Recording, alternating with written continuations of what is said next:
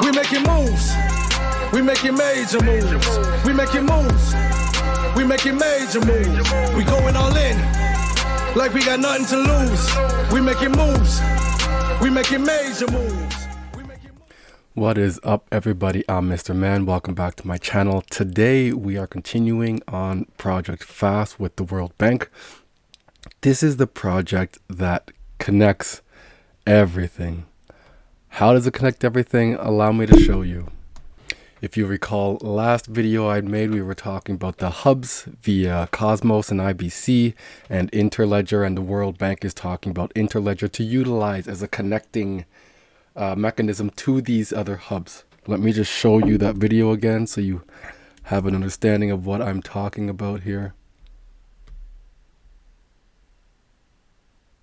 Remember these? We were talking about this here.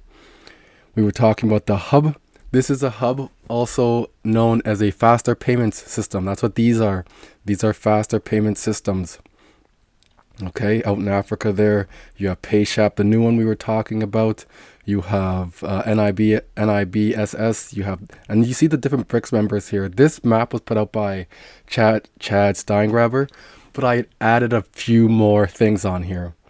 For instance, I added, there we go. This one illustrates what I had added now. I had added Swift GPI here, which is out in Belgium. I had added Pay UK, which is right here. Pay UK, and they're utilizing Interledger. We were talking about the World Bank, or from the perspective of the World Bank, and they're the ones who brought up Pay UK for us and how that was connected to Interledger. I've added the World Bank. World Bank is utilizing Interledger. We've seen that. So I have the Interledger logo with them here. IMF is also in. So World Bank and IMF are in Washington DC. The IMF is utilized via the World Bank as the organization or the entity to send the money out. Picture like the Fed and the Treasury. You have the World Bank and then the issuer at that point of the SDR. So that's what we're going through and how that works. And in the middle here, this new rail. So again, here's the old rail, Swift GPI right there out in Belgium. I've added, where is it? Buna down here. We had gone over Buna a few lessons ago. And here is the RippleNet ecosystem, essentially. The Finastra, ACI, Volante, Triangolo. All of these are consortiums created by different banks, essentially. And these guys act as the hub or the gateway to get to that cross-border location. Let me move this drink here. This is celery juice I take every morning. I get lemon juice as well. It cleanses my system. It's like a liver cleanse. So everything you've eaten the night before, start off with lemon juice. And then 15 minutes later, you have some celery juice. And man, your urine comes out so crystal clear and white. And you use the bathroom multiple times because it cleans you right out. I'm talking about pee, not like poop. So then we have over here, the hub, the faster payment system here, which is the hub. So it's like, picture a layer underneath a layer. This is the bank, the faster payment system. This is the blockchain system. Okay. So the hub is the blockchain system. In our world, it's known as the faster payment system, which I had just shown you there. This little thing right here, this little connector, this is a Corium. This is a bridge. This is what's known as Corium blockchain. That is the XRPL bridge. That is how that works. And then this little block here is IBC or Cosmos as the blockchain connectors at that point. And then you have the Corium bridge again, which connects to the end, whatever platform that is, the central bank, the Bitcoin, the Ethereum, those zones as they're known as in the Cosmos ecosystem. So let's go through this. I just want to take some attention here on my Patreon here. I want to get this out so you guys know. Within my Patreon here, I do my best to put out information here, private information to the group. It's $10 a month, and I provide a wealth of information here. If you're looking to learn how to maximize and capitalize on your crypto profits and gains, once that comes about, you will want a place to store it and secure your wealth, because if not, you'll be riding the crypto wave up and down. And I teach you how to purchase real estate, what to look for, what the trends are of real estate. I teach you about cryptocurrency, I teach you about finances, I teach you about the regulations in the back end of things too. And depending on which tier that you purchase, you can definitely get access to me, and we can chat one-to-one, and I can teach you personally as a mentor on how to go about real estate, how to capitalize on this wealth transfer. So here, Project Fast, frictionless, affordable, safe, timely transactions. Please watch the video prior to this to give you a further understanding, because we're going to continue going on, powering through this. I need you guys to understand how this works, because if we could capitalize on this payment system itself, then we could essentially be liquidity for these individuals here who are moving those high value. And that's where the money is. So learn about DeFi, understand DeFi. And if you can get into DeFi very early, you can do what essentially the World Bank is doing, the IMF is doing, New Development Bank, and whatever that consortium is. That's the new IMF out in the East there. We're going to get into that too. Who they are, what that looks like. No name of what that entity is yet, but I have a good understanding of what that is and how that involves the ESDR. I've shown you models of the SDR using XRP. A lot of the BRICS nations out there capitalize on RippleNet and Ripple products itself. So for them to get funds from the New Development Bank through this new entity here out to the countries that need it, because they are struggling financially, they need to financially include these individuals there, something like an ESDR will be utilized. So let's continue going down here. This is going to go in order from here.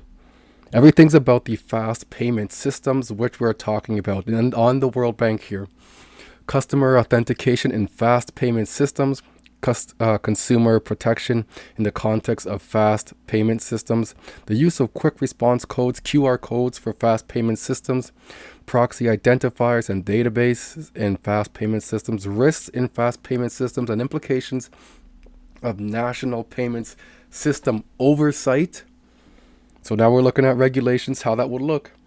Interoperability in fast payment systems. Okay, these are all PDFs here. They're all PDFs. Let me just show you here. So interoperability, we had gone over this one here last day.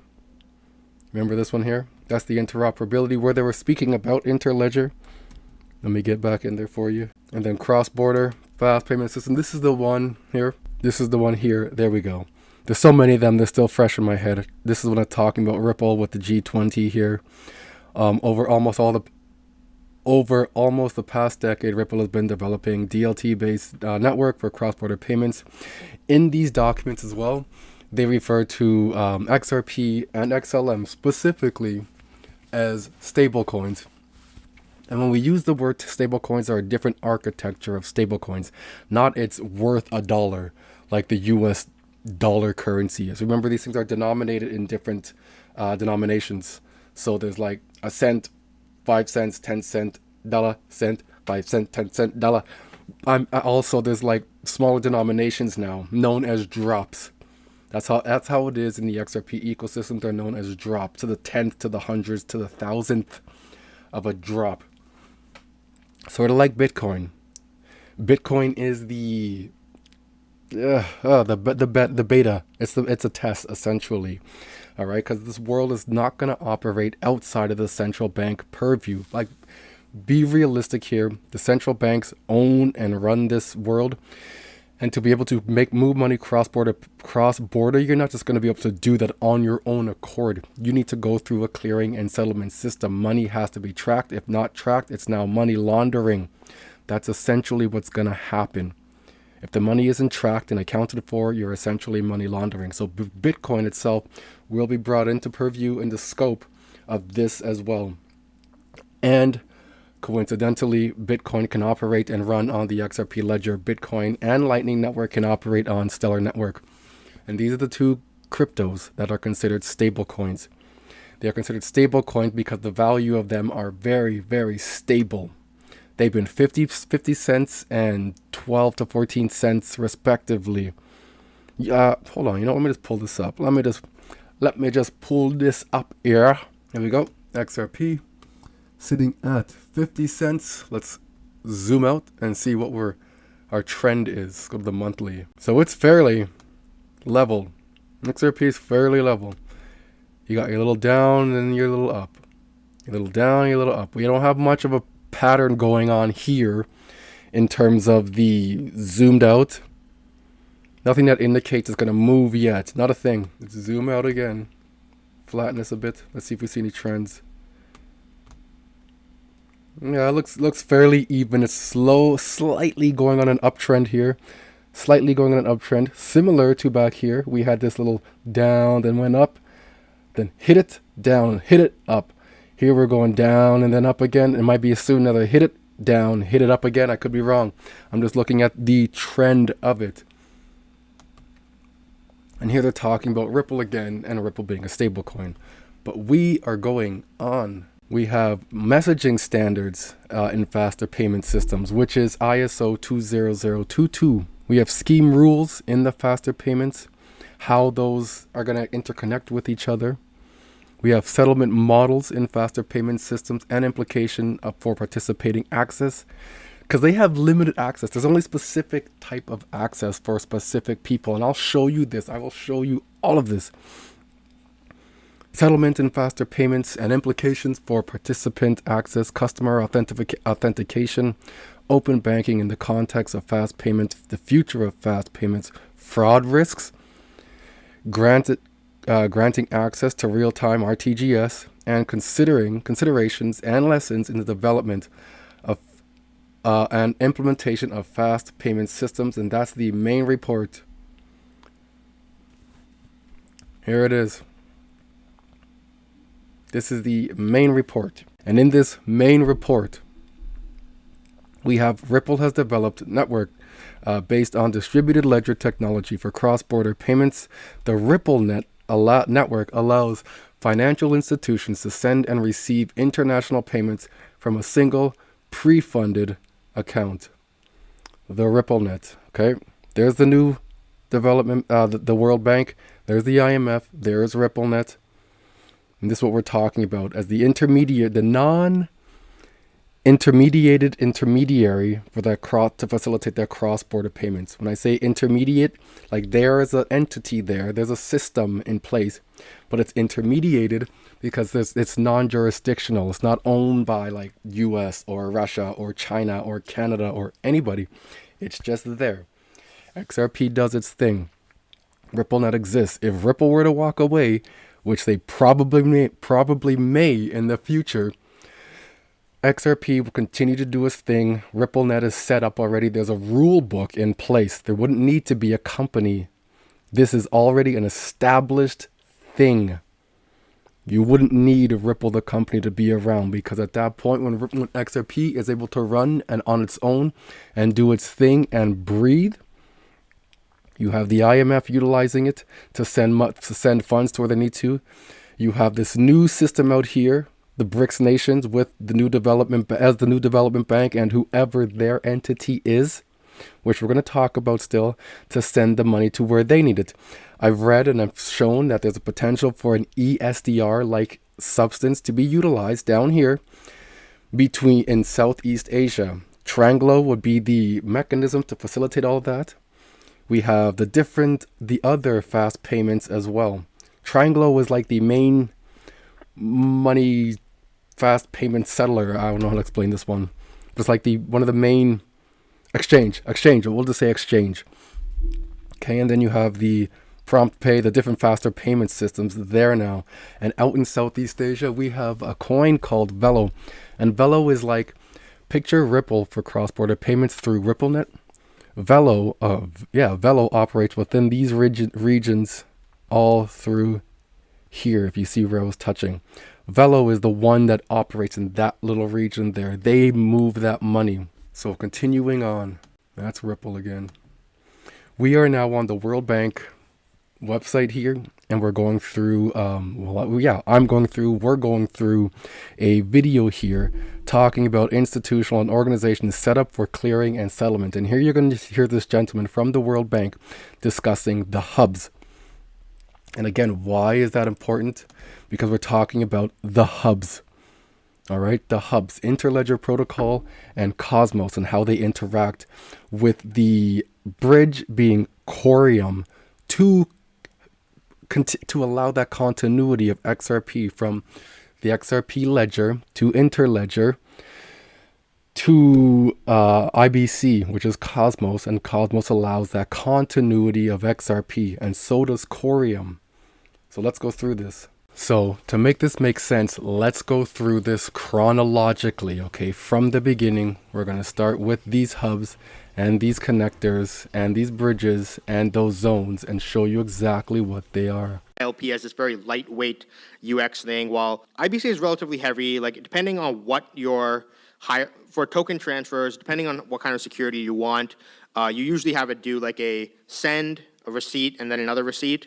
And so, every IBC transfer takes maybe like 2 blocks on each chain. And so let's say each of these chains have like 3 to 5 second block times, right? That it'll still take, each IBC transfer will take like a good like 10, 15 seconds, right? And so, doing this entire process of getting across to the other side, realistically, we can imagine it'll probably take at least 30 seconds. So here's my proposal for how I think ILP can massively help the Cosmos ecosystem. For this example, I have a Cosmos validator company called Sika, and I wanted to start running ILP connectors soon. So I'll just use my company as an example here, where what I could do is, as a company who's like focused on this and specialized at this, So we're all on the same page. XRP can be utilized within Interledger. It's just like XRPL. It does not need to be the main currency though. It is currency agnostic. But XRP operates as a bridge currency within ILP, and the same for Interledger, okay? So the Interledger protocol does not inherently use or require XRP. ILP, Interledger protocol, is designed to be currency agnostic and can facilitate payments across different ledgers and currencies. ILP functions independently of any specific crypto, including XRP. The protocol operates as a flexible framework facilitating smooth transactions across multiple ledgers, regardless of the digital assets involved. There's no Interledger coin or token, no chain of blocks with a shared set of state and balances, and no company or country who decides what you can and can't do with it. It operates outside and in its own jurisdiction. In its own jurisdiction. It does its own thing. It does not need anybody. It does not need a company. It does not need. While Ripple, the company behind XRP, has been a major contributor to the development of ILP and promotes using XRP as a bridge currency, and keep in mind, Interledger is a company that Ripple, okay, let's go continue. As a bridge currency on Interledger, the protocol itself is open and not tied to any specific crypto or ledger. So in summary, ILP can facilitate transfers involving XRP if desired, but it does not mandate or require the use of XRP. It is designed to be an open protocol for seamless value transfer. Anything can transfer there across any payment networks and within any currency. I can take a bunch of my BTC on the Bitcoin blockchain and, IBC it over to the chain and just spread it everywhere, all over to all these different zones, everywhere I want to send them. I'm holding on to some BTC on all of these different zones. Then, a user comes along, and what they want to do is, if they want to go from this chain over here, they want to go to the chain over there, they have the option of, one way they could do it is they could do an IBC transfer, which is really slow and, not fun, in my opinion, from a user standpoint. When you add ILP in, what they could do is, like I said, all these users are Bitcoin maximalists. Everything else is a shitcoin. They want to use BTC as their currency on every chain, right? And so they want BTC on that other chain. But now what they could do is, they can do an ILP transfer, send that to Sika. Sika can send the user the coins, and then, they could keep doing it as much as needed and get all the coins that they need. And now, but look, now Sika's in a problem where, if anyone else wants to transfer more coins to that chain, because maybe that chain is really popular for some reason right now. Maybe there's an ICO going on that chain, and everyone is trying to rush coins into there. Sika, being a company who's specially designed for this, we can use IBC and because the UX problem isn't an issue for us. We're a company designed to do this. So we can use IBC to go ahead and, rebalance our portfolio and just keep allowing this cyclical pattern to work where the companies will use IBC to rebalance their portfolios and users will use ILP to actually do the transfer between the same asset but on different chains. So that's, one of the use cases I think that has this cool synergy there. Another one that I thought of as well that night was, this is kind of, I guess, I don't know if it's too much of IBC, ILP, but it more has to do with payment channels, and I think you can probably abstract it to work with ILP in general. Okay, so we know that the hubs are the faster payments systems. We know that in between those systems, from system to system, from the World Bank to FedNow, from FedNow to Finastra, from FedNow to go across border, you need to use RippleNet. They're going to utilize Swift to start off because Swift is still the predominant system. Swift right there is still the predominant system, but they are slow, it's costly, and they have to scale up. And as an old company using technology from 1970s, this company can only innovate so much. It will go away. It will inevitably go away, right? It's going to be used for rail and slowly fade off over time because it cannot keep up with what this can do. It cannot. I do not care how much it innovates. It's not going to be able to keep up. It'll be around for a bit. It might stay for my lifetime and your lifetime, but my kids' lifetime and my kids' lifetime, Swift will not be able to do what this company can do. This company has so much lead, so much distance on what Swift can do. It's insanity, okay? We saw the other day that it offers Interledger offers unlimited scalability to get across these bridges here now, okay? To get across those bridges. So Corium has launched an upgraded bridge that allows for seamless transfer of XRP tokens between the XRP ledger and the Corium blockchain, which is built on the Cosmos ecosystem. Okay, remember Cosmos is the blockchain of blockchains that connects these blockchains. And now with this bridge, Corium bridge from the XRPL and in Corium, it allows for the continuity of XRP from the XRPL over to Corium. So you can see that they're building the use case for XRP between blocks already. Why would they want XRP to be utilized between these blocks? This bridge enables the continuity and interoperability of XRP across different blockchain networks. The key points about how Corium facilitates the continuity of XRP through this bridge are two-way asset transfers. The bridge allows for two-way transfer of XRP between the XRPL and the Corium blockchain, as well as other Cosmos-based connected via the inter-blockchain communication IBC. This means XRP can move freely between these networks while maintaining its integrity. Non-custodial model.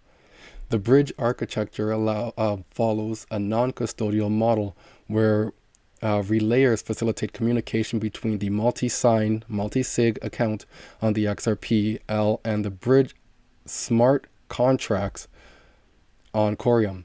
Users retain control of their assets during the transfer protocol. So we're talking about smart contracts now. I'm going to get to that in a minute.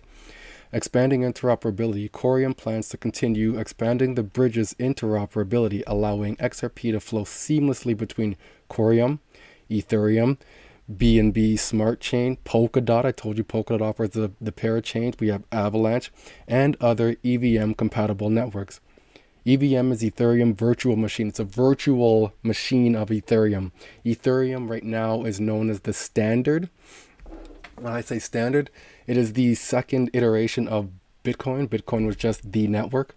And then Ethereum allowed for dApps, decentralized apps, if you will, and smart contracts and other things, not just a Bitcoin viewed as money. This offers now NFTs, smart contracts, stable coins, you name it. This will further enhance XRP's utility across diverse blockchain ecosystem.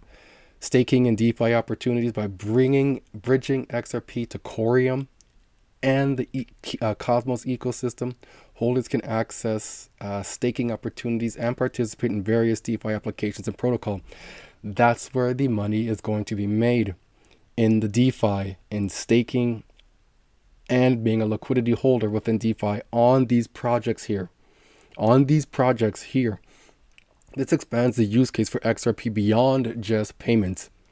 So in summary, Corium's upgraded bridge enables the continuity of XRP by allowing it to be transferred back and forth between the XRPL and the Corium blockchain, while also facilitating its integration with other major blockchain networks. This interoperability enhances XRP's utility and opens up new opportunities in areas like DeFi and staking.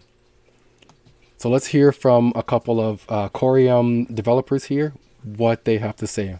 All right, so yeah, let's start then. So as I said, today it's Keen and I that are doing the workshop. So Keen, I'll let you introduce yourself. Yeah, so hello everybody. Hello those that are watching now and those that will watch later. So my name is Keen. I'm a smart contract developer at Corium.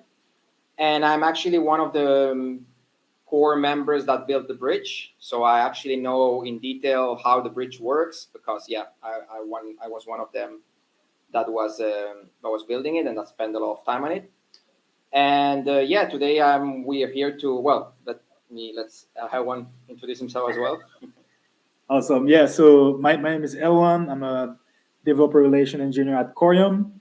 And yeah, it's a pleasure to be here. And as Keen says, so we'll go in the detail with how the bridge is actually working, the architecture and everything. Then on the second part, we'll do a live demo on how can you actually leverage the bridge with the Sologenic UI. And we will finish with a set of questions and an AMA. So yeah. Okay. Yeah, so I'm going to do the first part. So let's talk first about the bridge. We're going to talk about the bridge architecture, how it actually works in detail, like technologically speaking, how things work in the back. This might be interesting for people, like for developers, to know how it works and how they can use it. And yeah, so let's just dive into it. Let me share my screen. 1 second. Hide the camera and then share my screen. Yes, I can see, and everyone can see. I think it's okay. Cool. So what I'm going to talk about first is this is all in the Corium docs. Okay, so if anyone is curious, you can just go to docs.corium.dev, and here you have actually all the documentation, mostly for developers, but also for users or people who are interested in Corium and how things work. And in here we have a section which is the XRPL bridge section, XRPL Corium bridge. So we are going to basically cover this today and go in detail on how it works.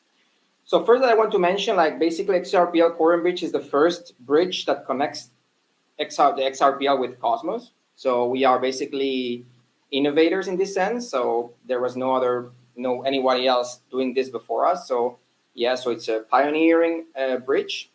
And like I said, it connects the XRP ledger with Cosmos ecosystem. Okay, because what you basically do is you bridge assets from the XRPL into Corium, and then from Corium, basically you have the entire IBC ecosystem that can also benefit from this. That's what we're looking at here. It goes from the hub, the faster payment system. Let me show you guys. It goes from the hub, which is of any of these faster payment systems. Any of these faster payment systems here, okay? Choose one, any of those faster payment systems. Then it goes from the Corium bridge right here down to the IBC right there, which is Cosmos ecosystem. And it goes to that connecting bridge again into this zone, whatever that zone is, wherever that crypto or money or wherever is going at that point. That's how this works. That's how this visual, what this visual is depicting. As you can see here, the bridge is fully audited. The audit was done by Certic, so you also have a link to the audit. So if you're interested in reading about the audit, all the details, the things that were checked by them, you can go here and there is a PDF version that you can basically click and read. Okay, so basically, let me make this a bit bigger. So here we have the architecture of the bridge. So the bridge is a decentralized bridge. There is no central entity controlling it, okay? And it has like three main components. You can see here these three boxes. So basically we have on Corium, you can see here Corium. This is the part that is built on top of Corium, which is the bridge contract. So the bridge contract has all the state of the bridge, so to say. So it has a token registry, the operation queues, ticket allocation, and a lot of like security settings. So most of the bridge logic is on top of Corium, on this bridge contract that we see here. It's a smart contract. So this is like the first component. Then we have the second component, which is the side that is on XRPL. So on the left, you see this box here that says XRP ledger. So what this basically is a multi-signing account. So this multi-signing account is the one that will receive the tokens that have to be bridged from the XRPL, and it will also issue the tokens that are bridged from Corium. Okay. As you can see, it's a multi-signing account, but the signers of this multi-signing account are the relayers of the bridge. So basically, there is no, let's say, people controlling this multi-sign that they can basically decide to take these tokens or to issue new tokens. So this part here is completely decentralized and is controlled by the relayer set. Okay. Similar for people who maybe are a bit confused about this, imagine the validator set of Corium, right? So the Corium is a blockchain, it has validators, and the validators are the one that sign the blocks that contain the transactions. So here, these relayers do something similar to what the validators do on the Corium blockchain, okay? They basically control the bridge, everything that is done on the bridge. And so, yeah, this is the third component of the bridge, is the relayer set. Currently, the maximum amount, we decided to use the maximum amount of relayers possible, which is 32. This is because there is a technical limitation on the XRPL where the multi-signing accounts can only have a maximum of 32 signers. So what we decided to do is like, okay, let's go with the maximum amount of decentralization possible. Let's use the maximum amount of relayers possible and make it as decentralized as we can, right? So yeah, so we have a relayer set. In total, we have 32 relayers. And what these relayers basically do is they are going to observe transactions on the bridge contract and on the multi-signing account. For example, imagine that someone sends an asset to the bridge contract through the Sologenic UI or the Pulsara UI or whatever UI that the bridge has. There will be a monitoring, a querying from the relayers. They will query the contract. They will see, oh, we have one operation pending.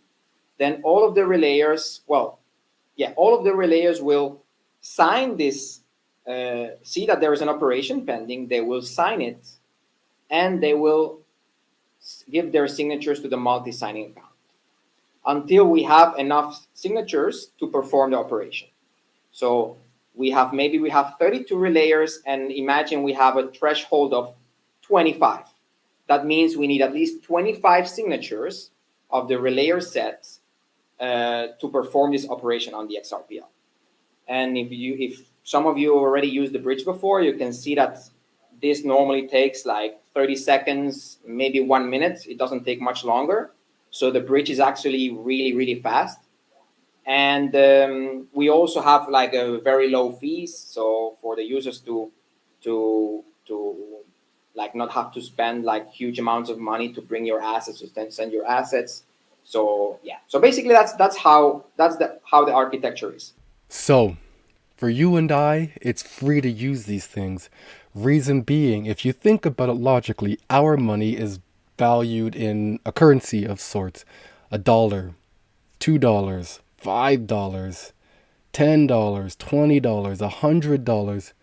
But in those dollars, those whole dollars, there's money being clipped off at the back end. For these systems to operate on the XRP ledger, a small fee of drops is used.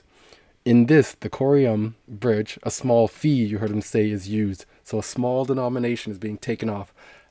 That's how our money stays stable, relatively stable. A dollar can remain a dollar. $5 can remain $5. A small clipping fee comes off every time it goes across somewhere, across any bridge into any other ecosystem. Somebody has to get paid for that. So if you buy the infrastructure, you're in the right investments. I'm an infrastructure guy myself. Personally speaking, I will buy infrastructure all day long. So now we know how money moves cross-border. Okay, a faster payment system is used. Pick one, use one. It goes from the fast payment system out to the clearing and settlement, or rail, if you will. Rail being RippleNet. Stellar has its own, and a Swift GPI, and these are the APIs, the plugins.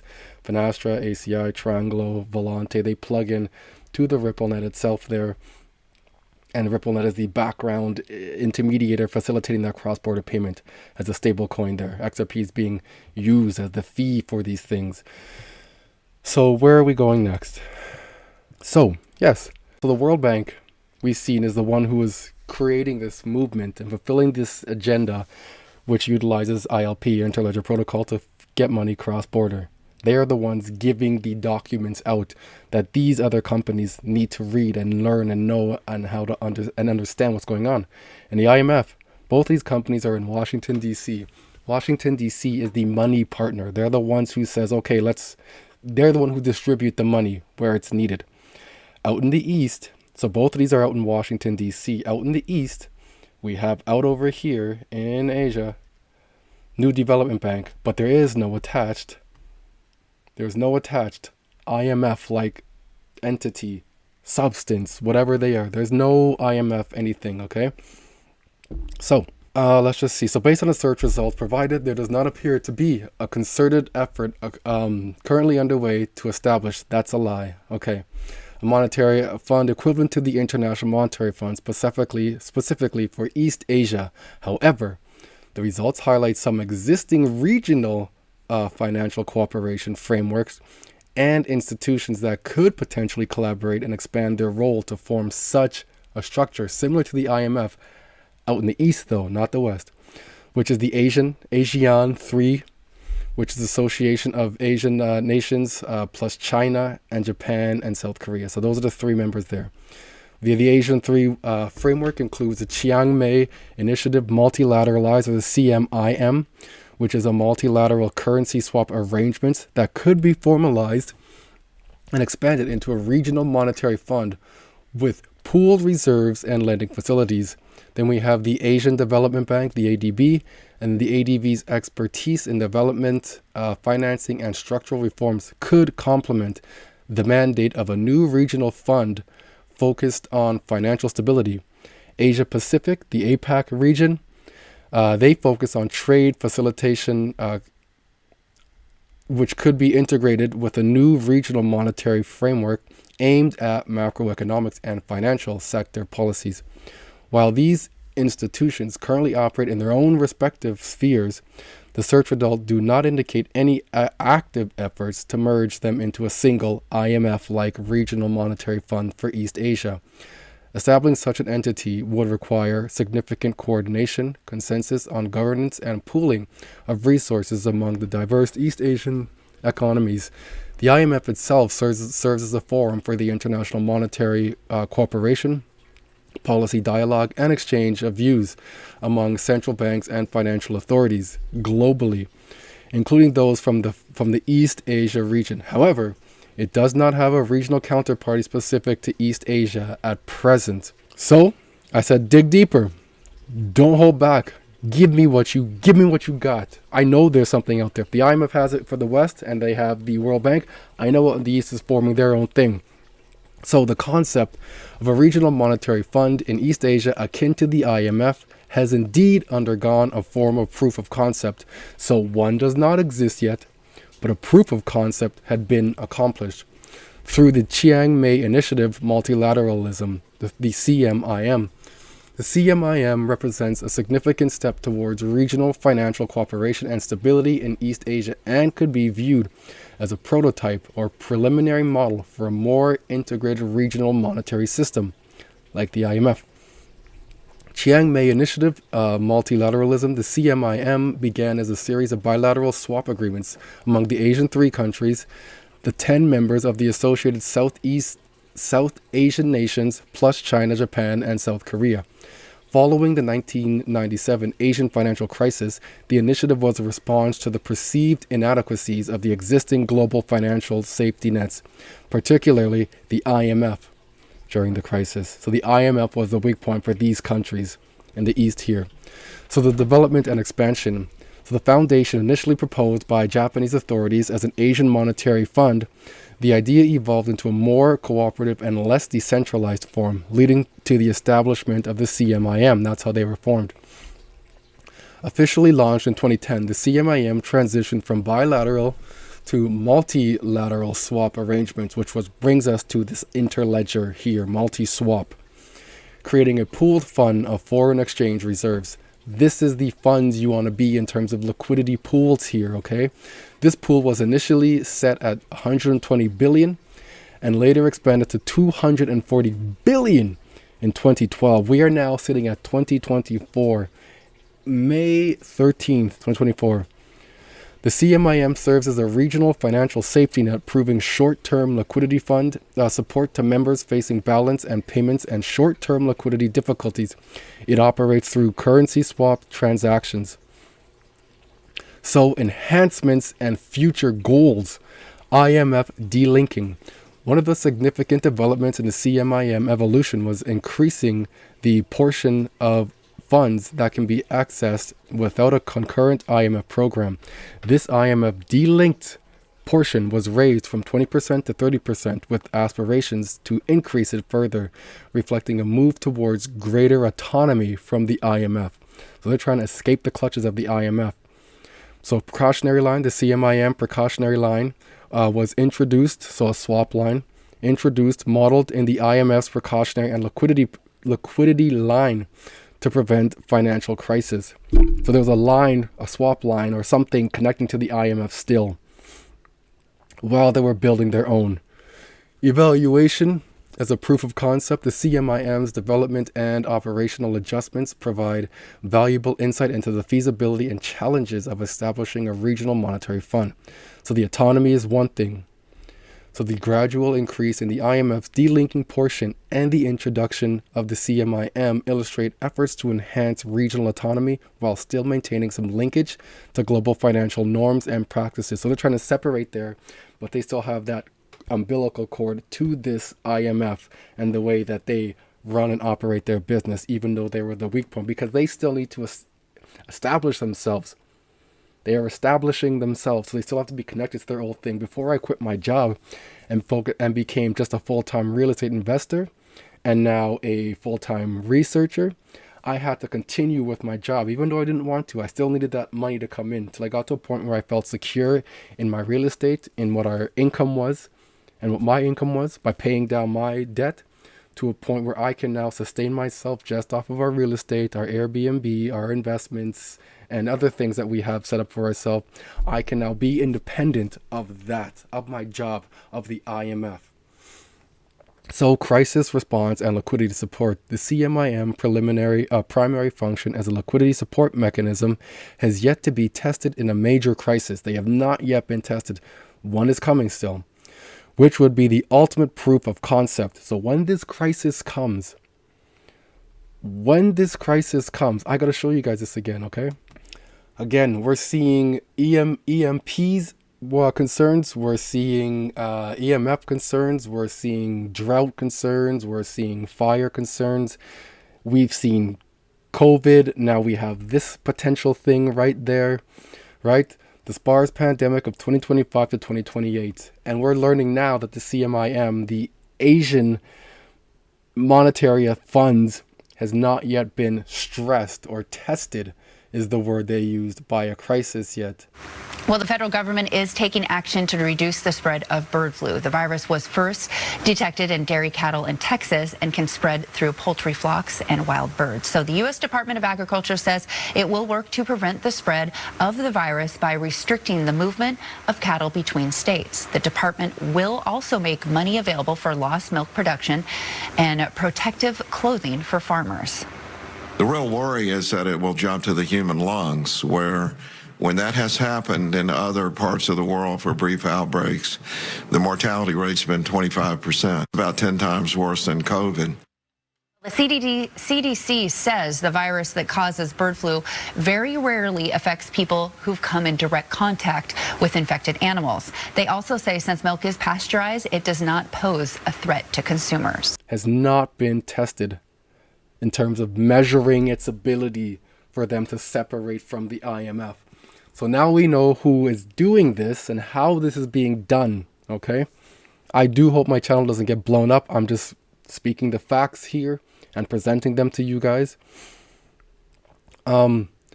which would be the ultimate proof of concept. However, its existence and the willingness of member countries to pool resources are significant steps forward. Political, so you see the collaboration happening there. It's coming out of Asia. That's where this is coming from, coming out of Asia again. Political and economic coordination. The expansion and strengthening of the CMIM highlights the political will and economic coordination among East Asian countries. We were talking about them earlier, which includes those little countries down there, Do It Now, Prompt Pay, Pay Now. Velo is operating within that region. Countries to develop regional solution to shared financial challenges. In conclusion, the CMIM acts as a practical demonstration of how regional financial cooperation can be structured in East Asia.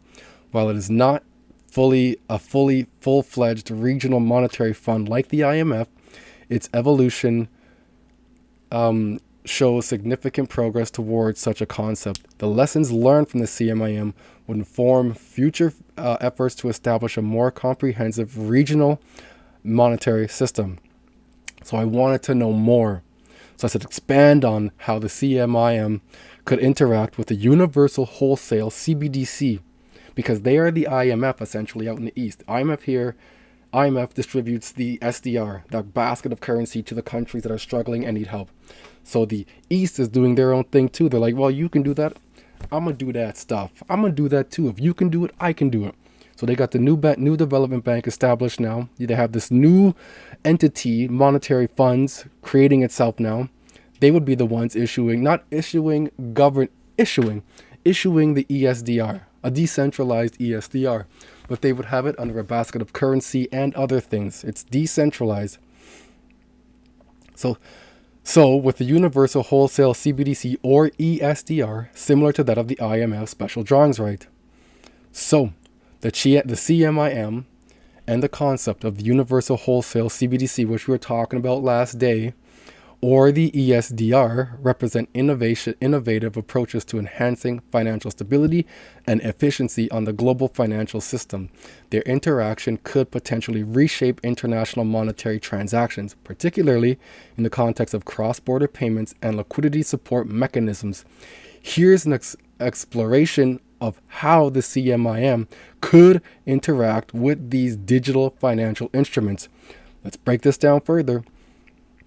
A universal wholesale CBDC aims to facilitate and secure cross-border transactions among financial institutions. It could significantly reduce transactions costs and settlement times, addressing current frictions and international payments. The CMIM, as a regional financial arrangement, could leverage a universal wholesale CBDC in several ways. So a universal wholesale CBDC essentially is a multi-CBDC. A multi-CBDC utilizes what's known as M-bridge, multi-bridge, a multi-bridge. And they had done the proof of concepts out in China, with China leading it. China, UAE, and a few other countries out there. These countries that we're talking about right now, actually, that could form this IMF, this new IMF out in the East, okay? So that's who the CMIM is. The CMIM could use a universal wholesale CBDC for rapid disbursements of funds to member countries facing liquidity shortages. Why would they send it to countries facing liquidity shortages, especially going through something such as this? I'm not saying this is what's going to happen. I'm saying there's a possibility for it, because we learned that this organization or entity hasn't faced a crisis yet, to see how resilient they are and can be without the IMF. So expect something to happen. Be ready. Be ready. End of 2024, showing itself in 2025, will last approximately 3 years, so about 2028 at some time. And then at that point, we could see rollout of CBDCs at that point. That's when I believe CBDCs are going to come out. They're coming out 2025. There's no use case for them yet. No one's going to willingly take these things until something comes out, and the push to get people to utilize this more and tap on everything that they can, whether it be this or a card, and reducing of cash, because they were saying by 2030, the cash reduction could be about 80%, 20% circulation still at that point. So now there'd be more control. In terms of control, I don't mean now they're going to control. I mean control in the sense that they have more control on their balance sheet, and they can see what's on balance sheet and what's off balance sheet. Now, cash, the minute it left the bank, is literally off balance sheet, because they don't know what's out there. They know what came out from the ATMs or from the bank itself, but then it changes hands so many times and may or may not end up back on the balance sheet, right? Of the commercial bank, of the central bank. It will in some day, shape, way, or form, but it's not. This happened here. Now the central bank can see the money moving as it gets cleared here to the commercial bank, cleared here to this clearing system, back up to the central bank. That's how they can see and have more control of what their money is doing. Frankly speaking, CBDC is a central bank digital currency. That's their money. They issue it. We have the privilege of using it because we accept their construct as our reality. They provide this currency to us and we accept it as money. So we play within this social construct, whether you want to or not. You want to buy a house, there's property tax. There's tax, you're going to pay for these things. The house has tax. Everything has tax. You want to operate within their realm, you're going to use their stuff, you got to use their money. That's how it works. So continuing on here. This could enhance the CMIM's role in regional financial stability by ensuring seamless cross-border payments. Operational resilience. The use of the universal wholesale CBDC could streamline the CMIM's operational process, reducing the need for intermediaries and lowering transaction costs. This could make the CMIM more attractive liquidity support mechanism for its members. Who are the members? Again, there's some members right there, right there, right there. UAE right there. Look at these members, right? These are the members that would form this new monetary fund. So eventually you're going to have individuals step out from this bank or this faster payment here, this fast payment there, that fast payment there, this fast payment there, this fast payment there. And attached to this, there's going to be a monetary fund of sorts. Could be the CMIM. That's what it could be. It could be called the CMIM, or they might make up some other name. I don't know. We're just going through the documents here. So the CMIM and the ESDR. So the ESDR could serve as a digital version of the IMF special drawings right, a supplementary international reserve asset. The ESDR could facilitate international transactions and serve as a reserve asset, potentially enhancing global financial stability. So the statement by Brad Garlinghouse lays it out fantastically, stating that it'll be a reserve currency or could act as a reserve currency. But however, he states essentially that the creators of XRP didn't necessarily want a high value of XRP or a high amount of XRP, a high number of XRP with a too high a value. So they reduced the amount of XRP, and some is in escrow. I believe 50 billion is locked up in escrow, and it'll be a high number still, but how high, I don't know how high it can go, because his statement alludes to the fact that it can be a high number, but not an extremely high number. I don't know how that works or looks, or I haven't figured that out yet, but I'll let you hear this himself where he talks about it, okay? Take it as you may. But we're just discussing the facts that these individuals who are the head of the company, the face of the company, what they say, okay? Issued 100 billion XRPs will be enough to cover once the X-Rapid service scales to a global full scale, or would there be a shortage? Well, so when XRP was created, this actually was created before Ripple existed. The creators of XRP decided there'd be 100 billion units. because they saw it as rather than having a smaller number with a very high price, they saw it as something they wanted to be effectively a global reserve currency. So if there was a smaller amount of XRP, not the 100 billion, a reduced amount, that value would be stupid high, insanely high. I don't even know how to explain how high that would be. Like insanely high. But because there's a higher amount of XRP now, 100 billion, it's still going to be high. To what degree, I don't know.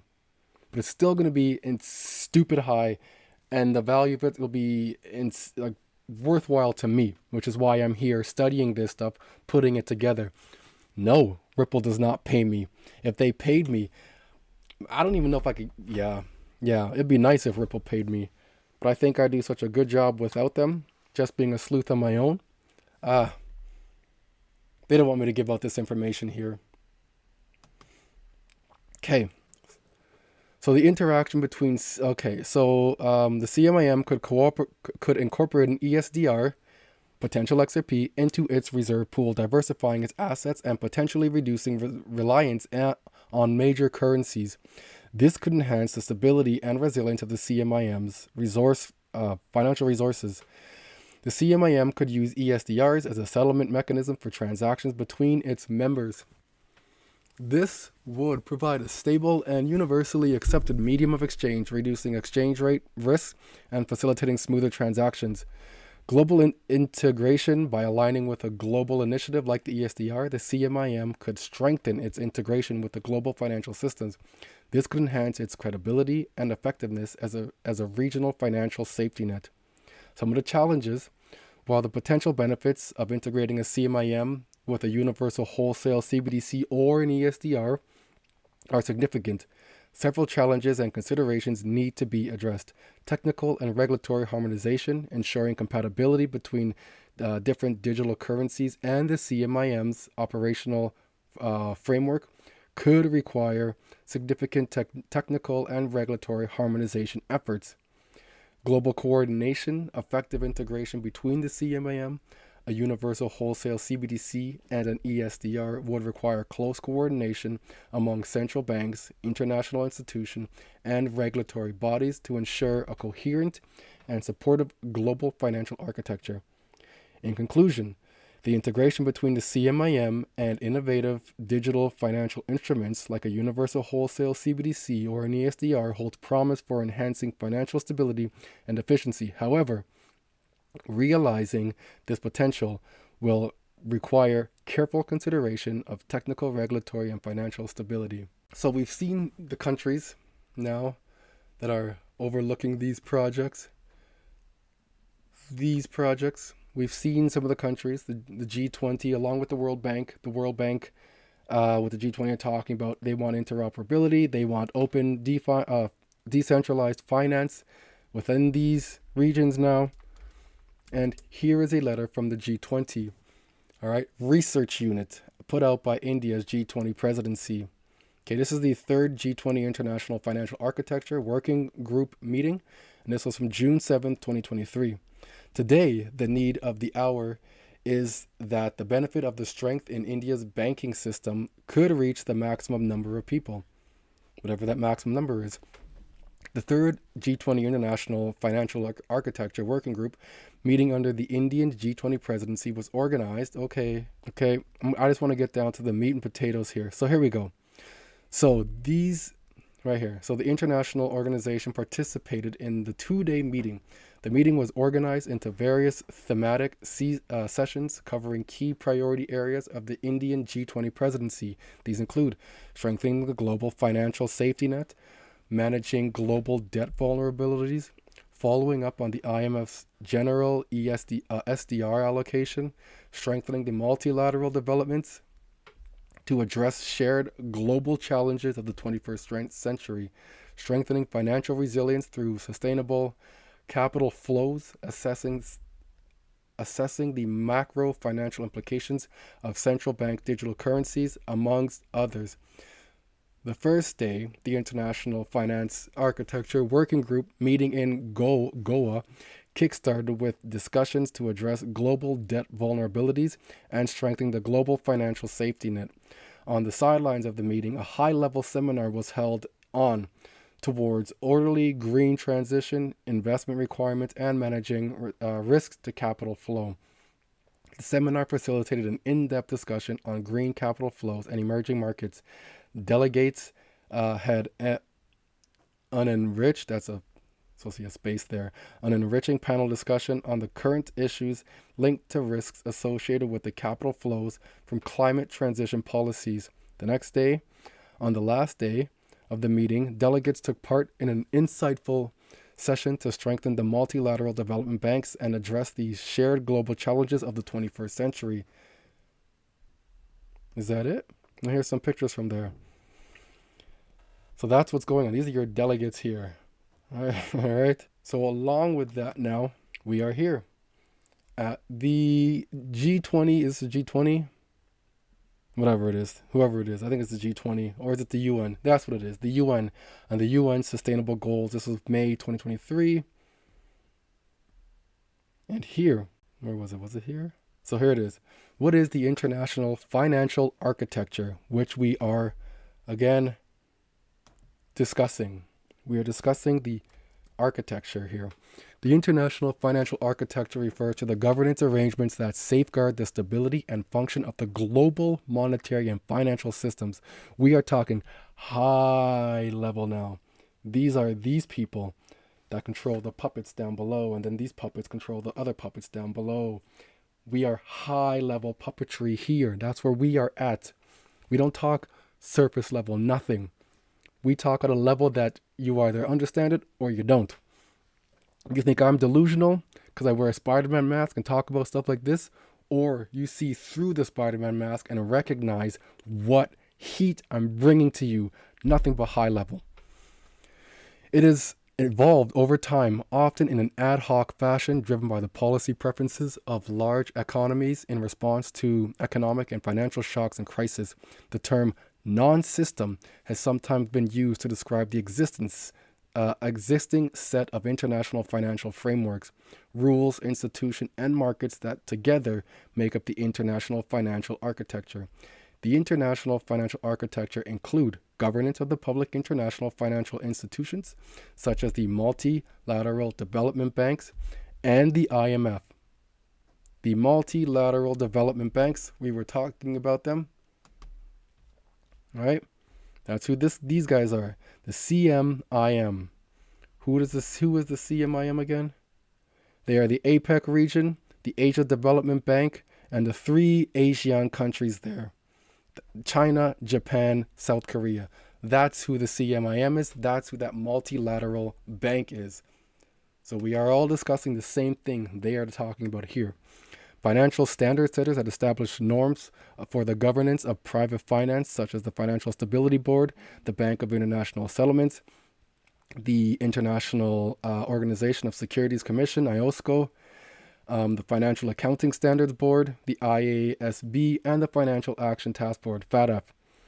Monetary arrangements, such as regional financial arrangements and the network of bilateral swap lines, form informal country groupings that act as norm setters, such as the Group of 7, the G7 norm setters, and the G20. They are norm setters. They make things normal. They make things, this is what I want you guys to do it. Okay, we'll make this normal for you. It'll be business as usual. Formal but non-universal norm standard setting bodies, in particularly the OECD. Creditor groups that address sovereign debt issues, including the Paris Club, the London Club, the Common Framework for Debt Treatments Beyond the Debt Service Suspension Initiative, agreed by the G20 and Paris Club countries, and the International Capital Market Association. They are a private entity that publishes model clauses for debt instruments. So I'm sure they'd have some good information and good insight as well as the global credit ratings agencies.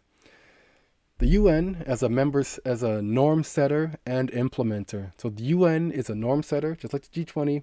Make this normal because we're going to implement this. So while the international financial architecture does not include all the action areas of the Addis Ababa action agenda, of the Third International Conference on Financing for Development, it needs to be coherent with and complemented by rules governing trade, tax, financial integrity, technology, environmental stability, and climate actions, as well as other development issues. Reform to the international architecture will have the greatest impact if accompanied by strengthened national financing policies and capacities. For example, through integrated financial financing framework, which will require significant capacity building with support from the international community. And here's the reform and strengthen global economic governance. This is the governance model here. Now, this is the case, the reason, the logic, the rationale behind why they want to have that. And there's some images for you. I'm not going to go through that. We're sitting at over an hour already. This was a fire video. I do hope you guys found value in this video, all right? You will not hear this architecture anywhere else. I dig deep into infrastructure. If somebody else has other information out there about this, by all means, please share it with me. I would like to learn at an accelerated pace, even though it might seem accelerated already. It's taken me 3 years to understand this now. So if there's somebody else who understands it already, I can discuss back and forth with them, by all means, I'd love to meet with them, sit down, chat with them, interview them, pick their mind, and then present this information to you guys as well, and even present the interview with that individual or individuals, whether it be a panel or an individual. If anybody knows anybody out there, please send them my way. I'm looking to accelerate my learning because I'd love to teach and preach to you guys about how this works, show you how it works, teach you the architecture, teach you the scheme, teach you the tech stack involved. Oh, there's one more thing. There is one more thing. Where's that? Just going back, we didn't go over the model yet for the hub. We did not go over the hub yet. Let's do this. So here we're going to discuss other important issues that are the institutional and organizational setups for clearing and settlement. And here we're going to put them, classify them essentially in three models. I want to say models, setups. I think setups is a better word. It's either a hub, the RTGS setup, and the distributed clearing setup. We're going to discuss each of these. The hub approach. This is probably the most common one. Probably, I would say probably is by far the most common one. Here, all the participants go to a hub. The hub is typically the operator of the fast payment system. And this operator handles the clearing between the participants and also manages downstream settlement with the central bank or other settlement agent. The various payment system participants have to maintain adequate funds in their settlement accounts and or pledge collateral at the central bank accounts in order for them to be able to make payment orders in the system. And this third party, the operator, also is denominated sometimes the clearinghouse. As we said before, the clearinghouse performs real-time clearing and then sends instructions for settlement, whether the settlement has to be real-time, gross, or net deferred. The case of the RTGS setup. This one, what we mean is that the same platform of the RTGS system is also used for the fast payment system. It is, again, actually the same. There are probably some differences in times, operating hours, some changing rules, and probably some, let's say, different interfaces, limits, and so on. But the platform is the same. So, let's say, on the face of in the view of the participants, there is really no difference of sending an order for the RTGS system or sending an order for the fast payment system. And then we have the distributed clearing approach. This one is very interesting. It's not very common. Here, there is no hub. So clearing is done bilaterally, meaning that whatever payment between PSPA and PSPB whatever payment order, is initiated between PSPA and PSPB, it is cleared bilaterally. The same between PSPA and then PSPC, and all the combinations you can imagine. And once clearing is accomplished bilaterally, then typically it is the PSP of the originator, of the payer, that will send the request for settlement to the central bank or other settlement agents. Okay, finally, let's talk about other arrangements that are also very, very important. As I said, those are the challenges or the implications, but what are the tools that we have to manage those risks? As you know, there will always be risk in any financial activity. The issue is how do you manage them? So what are the common mechanisms to assist participants, banks, and other PSPs in managing their liquidity risk? Well, I'm showing here 5. There could be more. These are the most traditional ones. The central bank intraday liquidity facility. That, again, maybe it is not available for everyone. There are also, or there could be end-of-day transfers of balances in other eligible central bank accounts. For example, if you hold funds not only in the RTA system, but also in a different account, and you're able to transfer those at the end of the operating day, and if necessary, you replenish them the next morning, that could be an additional tool for you to have liquidity during the night. There is also this tool that is called automated replenishing of funds, meaning that you determine in the system how much funds you want to have available for performing settlement. And once that balance goes down to a certain threshold, then it triggers automatically, a new withdrawal of funds for you to have what you need in your settlement accounts. We can also have inter-participant transfers, meaning essentially like money market transactions. And also very important, the informative tools that you will have available to manage your liquidity, meaning if you can have, like a sophisticated dashboard in which you can manage your liquidity in the FPS, in the RTA system as such, your position in terms of, collateral you might have available in other systems and so on. That is extremely helpful to make, informed choices. I do hope you guys have found this valuable and provided insight into how this mechanism is working now. Keep in mind, alongside the banks, we have the clearing and settlement company, which would be their fast payment systems there, or your instant payment systems. Right, you'll have Interledger there. You'll have Cosmos IBC. You'll have acting as the bridge. You'll have Corium. Also, Corium has their own smart contracts, and then the smart contract now for the XRPL would be Evernote. My boy Seven Rays had told me about that, and he's trying to get the word out there. Evernote is acting as the smart contract on the XRPL. So that's how this ecosystem is working. I do hope you guys have found value in this. This has been a 3-year journey to help me understand what's going on. And I do hope you guys appreciate this one. I will catch you on the next one. We making moves. We making major moves. We making moves. I just want to take some attention here on my Patreon here. I want to get this out so you guys know. Within my Patreon here, I do my best to put out information here, private information to the group. It's $10 a month, and I provide a wealth of information here. If you're looking to learn how to maximize and capitalize on your crypto profits and gains, once that comes about, you will want a place to store it and secure your wealth, because if not, you'll be riding the crypto wave up and down.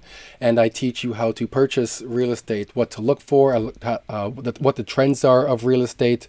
I teach you about cryptocurrency. I teach you about finances. I teach you about the regulations in the back end of things too. And depending on which tier that you purchase, you can definitely get access to me, and we can chat one-to-one, and I can teach you personally as a mentor on how to go about real estate, how to capitalize on this wealth transfer.